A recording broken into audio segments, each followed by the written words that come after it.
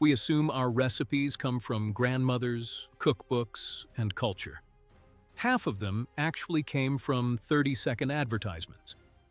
Here's how TV commercials quietly rewrote the American dinner table. One jingle at a time, one box-back recipe at a time, one spokes character at a time, until the food on your plate was shaped less by your family tree and more by the copywriters working late on Madison Avenue. Think about the dishes that feel so deeply American they seem to have always existed. Green bean casserole at Thanksgiving, Rice Krispies treats at the bake sale, onion dip at the Super Bowl party, chocolate chip cookies after school. Each of these recipes feels like a family heirloom, the kind of thing you'd assume traveled westward in a covered wagon or crossed the Atlantic in a great-grandmother's trunk. But pull back the curtain, and you'll find something stranger. These dishes didn't rise up from folk tradition. They were engineered. They were marketed. They were tested in focus groups and pushed across America by advertising agencies that understood exactly what they were doing. And once the public accepted them, once the commercials stopped running, the dishes simply stayed. They became culture. They became grandma's recipe. They became heritage. That's the quiet trick of 20th century American food. It's a heritage that was, in many cases, written by committee. And the committee met on Madison Avenue. To understand how deeply television commercials reshaped the American dinner table, you have to understand the moment when all of it converged. The 1950s through the 1970s were the golden age of American advertising, the era people now call the Mad Men years, after the television series that dramatized it. By 1955, more than half of American households owned a television set. By 1960, that number pushed past 90%. For the first time in history, advertisers could step directly into the living room, past the front door, past the kitchen doorway, and speak to the person standing at the stove. They didn't just speak, either.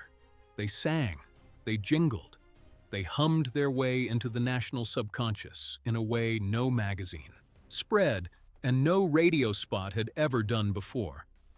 And here's the part the textbooks don't always emphasize. The advertising industry in this period wasn't just selling products. It was engineering behaviors. It was teaching Americans how to eat. Listen to the kitchen sounds of that decade. The snap, crackle, pop of Rice Krispies hitting cold milk, amplified through a television speaker, that had never before been allowed to describe breakfast to you. The hum of a jingle you can't quite shake, stuck in your head on the drive to the grocery store. The silky reassurance of a voiceover telling you, "It's so easy." That phrase, "It's so easy," became the great refrain of post-war food advertising, because post-war food advertising had exactly one job: convince the American woman that a can, a packet, or a mix wasn't a shortcut. It was an upgrade. Let's take the most famous example, the one sitting on millions of holiday tables every single November. Green bean casserole, canned green beans, cream of mushroom soup, a can of fried onions on top, baked until bubbly. It feels ancient. It feels rural. It feels like the kind of thing a farm wife invented in the 1800s with whatever was in the root cellar. But it isn't ancient at all. In 1955, inside the Campbell Soup Company test kitchens in Camden, New Jersey, a home economist named Dorcas Riley created this dish on assignment. Her task wasn't to invent a family classic. Her task was to give the Associated Press food editor a quick, photogenic recipe built around two pantry staples most American households already had: cream of mushroom soup and canned green beans. The press release went out. The recipe was printed. And something extraordinary happened. It stuck. It stuck so hard that by the time Dorcas Riley retired, Campbell's was calling it the most requested recipe the company had ever published. Today, an estimated 40% of all Campbell's cream of mushroom soup sold in America is bought for one single purpose: to make a recipe that started as a PR handout. Now pause on that. The centerpiece of the American Thanksgiving sideboard, the dish that grandmothers guard like an heirloom, originated as marketing copy. That's not a criticism of the dish or the grandmothers. It's a clue about how the American plate was actually built. Pattern interrupt. Picture the handwriting on a recipe card. Tidy cursive, little grease stain in the corner. Mom's green bean casserole, written at the top. Now picture where that recipe actually came from: a typewriter in a corporate kitchen in New Jersey. Both things are true at the same time. That's the heart of this story. A year before Dorcas Riley's casserole, another recipe took the same path from marketing desk to family tradition. In 1954, Lipton was looking for ways to sell more of its dehydrated onion soup mix, a product that was, frankly, a little uncertain in its identity. Was it for soup? Was it for pot roast?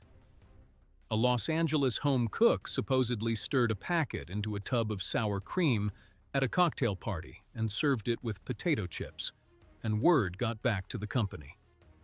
Lipton printed the recipe on the back of the box and called it California Dip.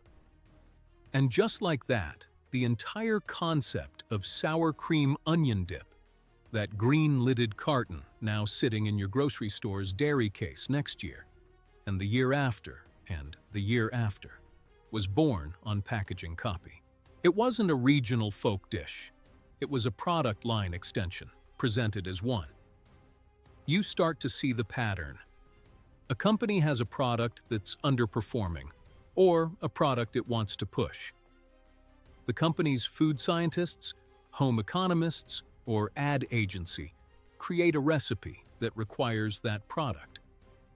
The recipe is printed on the box, distributed in a commercial, mailed out in a booklet, or handed to a magazine editor. If the recipe catches on, the product sells. But more importantly, the recipe enters the culture. It gets copied onto index cards. It's taught to daughters. It's brought to potlucks. Within a generation, nobody remembers it came from a box. Rice Krispies Treats followed exactly this arc. In 1939, a Kellogg's employee named Mildred Day, working with Melita Jensen, developed the recipe for a Campfire Girls fundraiser. Kellogg's recognized a gift when they saw one. The recipe went on the side of the Rice Krispies box and stayed there for generations. Parents who never made them as children made them for their children. Kids who grew up with them think of them as a universal childhood food, not a branded promotion. And the box copy did something clever. It didn't just list ingredients. It told you, step by step, in a warm, reassuring voice, exactly how to do it. The box was teaching you. The box was the cooking school. And this was not an accident. This was the core insight of the entire post-war food advertising industry. Americans, and especially American women, weren't just buying food. They were buying instructions. They were buying confidence. They were buying the feeling that they could put dinner on the table in a country that was changing faster than any generation had ever experienced. Toll House chocolate chip cookies tell a similar story, though this one starts a little earlier. In 1930, Ruth Wakefield, who ran the Toll House Inn in Whitman, Massachusetts, created a cookie using chopped up bits of a Nestlé semi-sweet chocolate bar. The cookies became famous. Nestlé, watching their chocolate bar sales suddenly spike in New England, made Ruth Wakefield a deal. She gave them the right to print her recipe on the back of their chocolate. In exchange, she reportedly received a lifetime supply of chocolate and $1. That recipe has been printed on the back of Nestlé Toll House chocolate chip bags, essentially without interruption ever since. It is the most durable piece of branded content in American food history. The cookie that feels like it belongs to your kitchen actually belongs, legally and historically, to a packaging decision made in 1939. Pattern interrupt. Run through the kitchens of your memory. The yellow Pillsbury bag, the blue Domino sugar box, the red Betty Crocker spoon, the brown orange of a Nestlé chocolate chip package. Every one of those design choices was a decision. Every one of them was meant to make you feel something before you'd even open the bag. That's how deep the engineering goes. Let's talk about who was making these ads, because the sociology matters. In New York, on Madison Avenue and nearby streets, the great advertising agencies of the mid-20th century were assembling the intellectual machinery that would shape American eating for the next 70 years.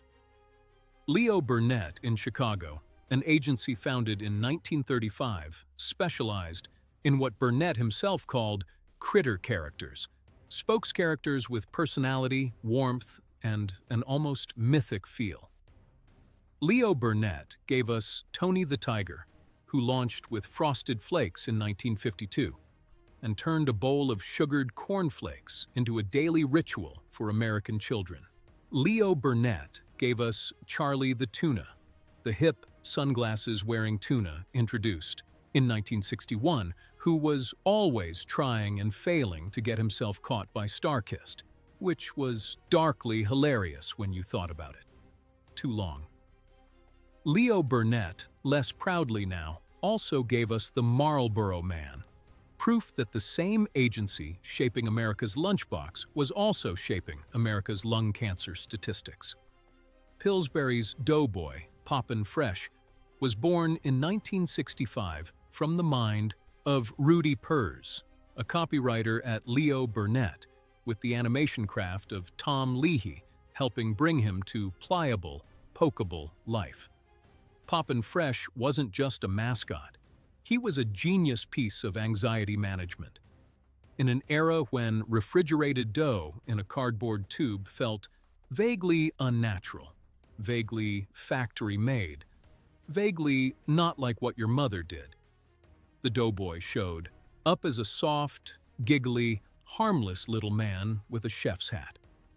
He wasn't a factory, he was a friend. He lived, the ads suggested, inside your refrigerator, waiting to help. That reframe from industrial product to friendly helper was not a small marketing trick. It was the quiet rewriting of the American kitchen. Captain Crunch arrived in 1963, the fictional captain of a ship selling sweetened corn and oat cereal. To children, a dish of pure engineering from the Quaker Oats laboratories dressed up as maritime adventure. The Green Giant, quietly present as a silhouette since 1928, was fully animated by 1962 under the guidance of, once again, Leo Burnett. Ho Ho Ho Green Giant wasn't just a jingle. It was how an entire generation of children learned the word valley, as in the valley, of the Jolly Green Giant, a mythical place where frozen peas came from. And behind all of these characters sat one of the most fascinating and least discussed figures of 20th century food culture, Ernest Dichter. A Viennese-born psychologist who emigrated to the United States in the late 1930s, Dichter took Freudian psychoanalysis and applied it with genuine brilliance and a certain moral ambiguity to the question of why people buy what they buy. He pioneered what he called motivation research. He interviewed housewives in their homes and asked them, in depth, what cake mix meant to them emotionally. Not what it tasted like, what it meant. He is the one often credited with identifying the famous finding that made cake mix companies wealthier. Early cake mixes required only that the cook add water. They flopped. Women, Dichter argued, felt guilty using them. The mix did all the work. It left the cook with nothing to contribute, and therefore nothing to feel proud of. His recommended solution, famously implemented by Duncan Hines when it entered the market heavily in 1951 and adopted across the category, was to require the cook to add an egg. One fresh egg.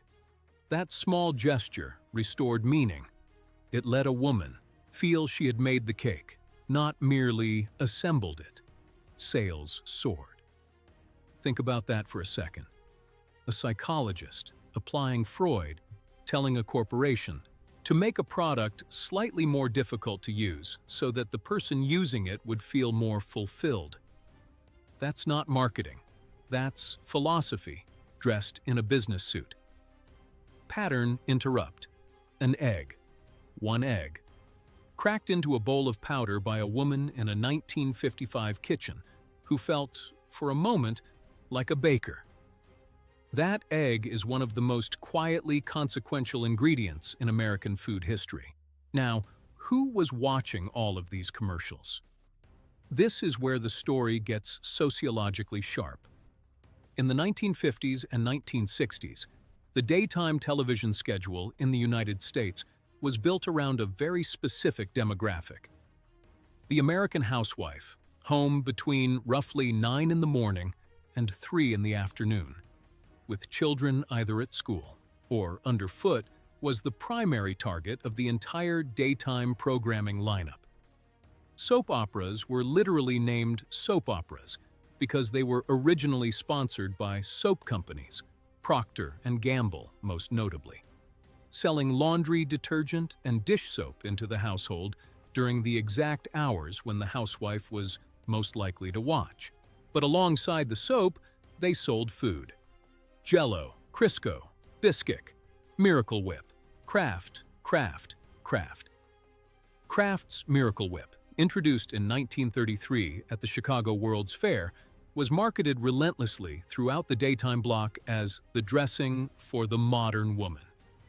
That phrase is worth staring at. Not the tasty dressing, not the family dressing. For the modern woman, the product was positioned from its very birth as identity. Using Miracle Whip made you a certain kind of woman, a woman who was keeping up, a woman who was in step with the times, a woman who had left her mother's mayonnaise behind and embraced the future. Jell-O salad sat on the back of every box of gelatin, and they sat there for a reason. Jell-O, originally General Foods, understood that a box of flavored gelatin on its own was a limited product. A dessert. One flavor, one shape. But Jell-O with vegetables suspended in it, shaped like a ring, studded with carrots and celery, was a whole food category. Jell-O on the back of the box taught women to treat gelatin as a canvas. The brand became so dominant in mid-century American entertaining that a particular strain of aspic and salad culture flourished entirely because of box copy and daytime commercials. Bisquick, launched in 1931 by General Mills, was built on the same logic as Jell-O. The box wasn't selling one product, it was selling a universe. The back of the Bisquick box gave you pancakes, biscuits, shortcake, dumplings, coffee cake, an entire baking repertoire out of a single yellow box. General Mills had figured out that if you put enough recipes on a box, you weren't selling a mix. You were selling a solution. You were selling the Sunday morning stack of pancakes, the Thursday night biscuits, the birthday shortcake. You were selling family memory itself. And then there was the Pillsbury Bake Off, launched in 1949 as essentially a nationwide commercial disguised as a competition. Home cooks from all over the country submitted recipes using Pillsbury products. Winners were celebrated on television and in print. The contest has run, in various forms, for more than 7 decades. Dishes that emerged from the bake-off, most famously certain bundt cakes and casseroles, and a dish called peanut blossoms, entered the American cookbook. Again, recipes that seem to belong to everyone actually belong, in their origin story, to a flour company's promotional strategy. Gold Medal Flour, Pillsbury's main rival, ran constant radio and television ads anchored by Betty Crocker, who was not a real woman, but a composite identity created in 1921 to personalize customer service correspondence. By the 1950s, Betty Crocker had a television show and was, according to polls, one of the most famous women in America. She was also, importantly, imaginary. Millions of American women trusted her, wrote her letters, asked her advice, and followed her recipes. She was a ghost built out of focus groups and a steady, warm voice. That, too, is part of this story. The most trusted cook in mid-century America did not exist. Aunt Jemima represents the uglier underside of this same machine. Built on the racist mammy archetype from minstrel shows, the Aunt Jemima brand used animated commercials from the mid-20th century onward to sell pancake mix and syrup, leveraging an entire country's willingness to consume Black domestic labor as a reassuring image while ignoring Black humanity as reality. The brand was finally retired in 2020, renamed Pearl Milling Company, after decades of scholarly and public criticism. It's a reminder that the golden age of Madison Avenue was not only clever, it was also, at times, deeply complicit in the prejudices of its audience.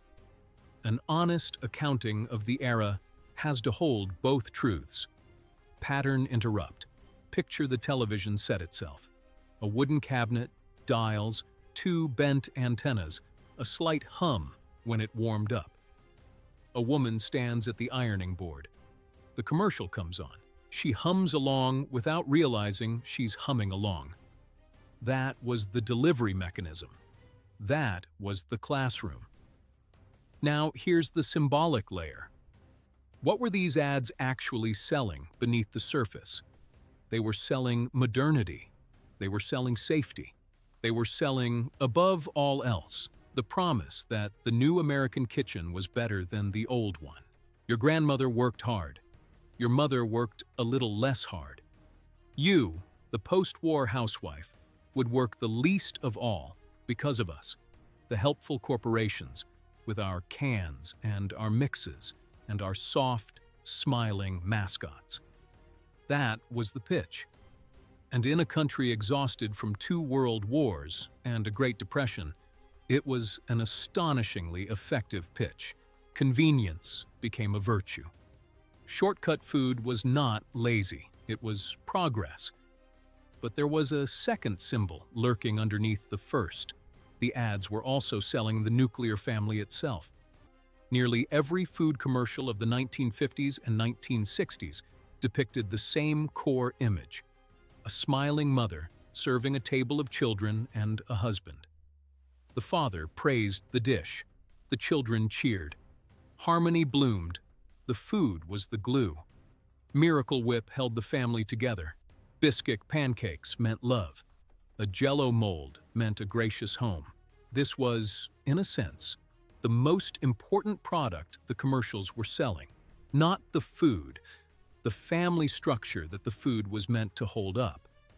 And when that structure began to fracture, for all sorts of real historical reasons, in the 1970s and 1980s, the ads began to shift with it. The shift, when it came, did not arrive all at once. But there are clear markers. In 1984, a Wendy's commercial aired, with 3 elderly women staring at a comically oversized hamburger bun with a tiny patty inside. One of them, Clara Peller, growled, "Where's the beef?" Those 3 words, reportedly written by copywriter Cliff Freeman, entered the language immediately. They were repeated by children. They were used by Walter Mondale in a presidential debate. And they signaled something new. The voice of food advertising was turning skeptical. Consumers were being invited, for the first time in a generation, to question what the food industry was selling them. The ad itself was still an ad. But the tone had flipped. Where 1950s ads reassured, 1980s ads challenged. "It's so easy" became "Where's the beef?" In 1993, the California Milk Processor Board launched Got Milk with an ad created by the agency Goodbye Silverstein and Partners in San Francisco. A man struggles to answer a radio trivia question with a mouthful of peanut butter, no milk in sight. The ad's genius was that it wasn't telling you milk was modern or fun or the drink of a better class of person. It was simply embedding the fear of not having milk into everyday scenarios. Milk sales, broadly, were declining in the United States as soda and juice expanded. Got Milk reframed milk as a default, a base layer, something you'd miss if it were gone. It became a cultural meme. Celebrities wore milk mustaches. The campaign ran for 2 decades, and it marked the beginning of an era where food advertising became more about identity signaling and less about recipes. By the early 2000s, the recipe on the box era was in decline. Fewer Americans cooked every night. More meals came pre-assembled, outsourced to fast food, or delivered frozen. The great instructional function of the cereal box, the flour bag, the soup can, slowly faded. Younger cooks looked elsewhere. At first, they looked at cooking blogs. Then they looked at Food Network. And eventually, inevitably, they looked at their phones. Pattern interrupt. Hold a box of cream of mushroom soup in one hand and a phone showing a 60-second TikTok recipe in the other. 2 completely different technologies. Exactly the same business model. Get a person to cook using your ingredient. Let them call the result their own.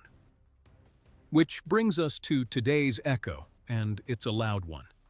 The structure that Madison Avenue invented in the 1950s has not disappeared. It has migrated. It has shifted platforms. The Cream of Mushroom PR release of 1955 has become the 15-second TikTok grocery haul of 2025. The Dorcas Riley casserole has become the baked feta pasta, the cottage cheese ice cream, the butter board, the birria tacos going viral on Instagram Reels. These are not folk foods. They are, in large part, the product of food brands, influencer marketing contracts, content farms, and algorithmic amplification. When a pasta recipe involving a single brand of feta takes over the internet in a week and empties supermarket shelves of that exact brand, you're watching the Campbell Soup Company playbook being run through a phone. Different camera, same move.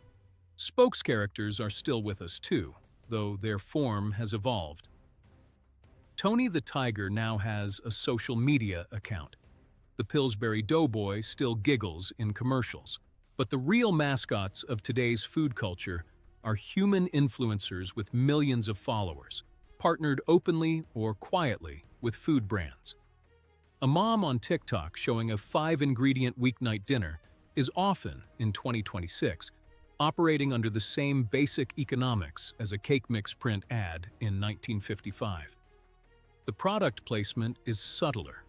The delivery is closer to your ear. The warmth feels homemade. But somewhere in the background, a brand is writing a check, and a copywriter somewhere has thought carefully about which ingredient should be hero. And the old recipes? The green bean casserole, the onion dip, the chocolate chip cookies, the Rice Krispies treats.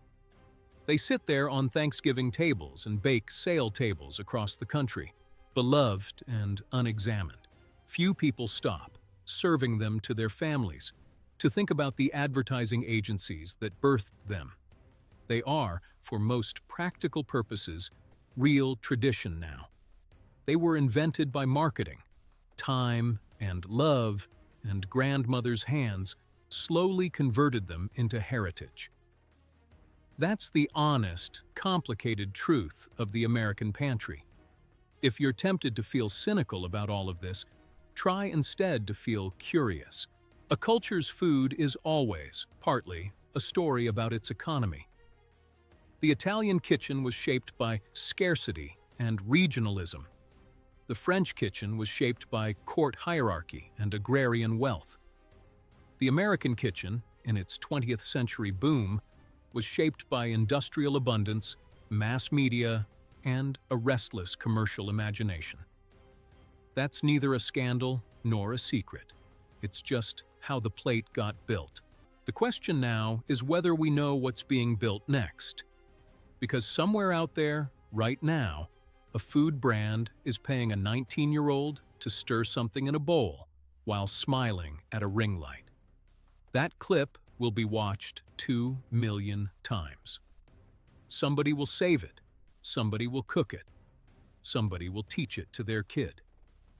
And 40 years from now, someone will call it a family recipe. So here's the question worth sitting with, and it isn't rhetorical. Look at your own kitchen. Look at the recipes you reach for when you want to feed people you love. How many of them came from a grandmother's memory? And how many of them came from a commercial she saw once, in her own kitchen, when the television was new, and the jingle was catchy, and the voiceover said, "It's so easy?" And what exactly are TikTok's grocery trend ads teaching our grandchildren to cook?